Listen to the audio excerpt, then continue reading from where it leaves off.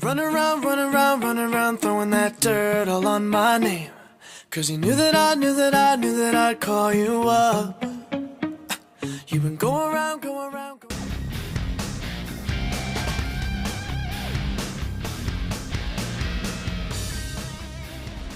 Salut Vincent, ça va? Ouais. Dis-moi, tu nous donnes nos armes de poing à chacun entre nous là, et on va prendre des armes longues. Je vais prendre le molotte et 3 G36.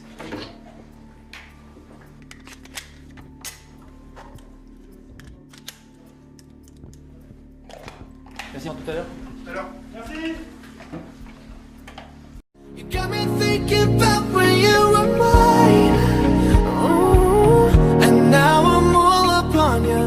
What you expect? But you're not coming home with me tonight.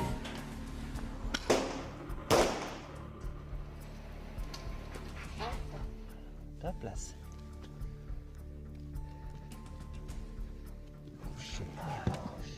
Reste.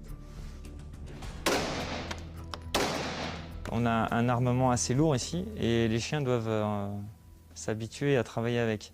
C'est à nous d'être très vigilants quant à la réaction du chien pour voir si on arrive à saturation. Parce que le chien n'ayant pas de protection auditive, on risque de le casser, en fait, ni plus ni moins. Le résultat pourrait être que le chien ne supporterait plus du tout aucune détonation, une simple sortie d'arme, en fait. Tout ça, on doit pouvoir le déchiffrer sur sa façon d'être, sa façon d'évoluer et de se comporter, hein, c'est sûr. On habitue le chien à rester entre nos jambes. Ça a pour but de caler le chien sur le maître, tout en, je dirais, libérant entre guillemets l'attention du maître. Ça me permet tout loisir pour sortir mon arme et éventuellement pouvoir engager ou surveiller une zone qui se paraîtrait dangereuse. Je peux évoluer sans les mains en fait, couché, avec mon chien, ta place.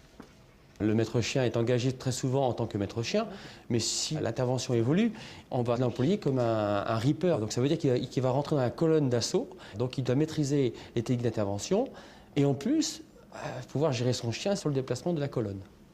Chaque homme a une action, en fonction de son placement, il sait ce qu'il a à faire. Il faut que ça devienne des automatismes. Pour qu'un automatisme soit acquis, il faut le répéter, on dit qu'il faut le répéter 3000 fois. Donc c'est donc constamment des répétitions, des exercices qu'on remet en place et ça se déroule le mieux possible. Reste.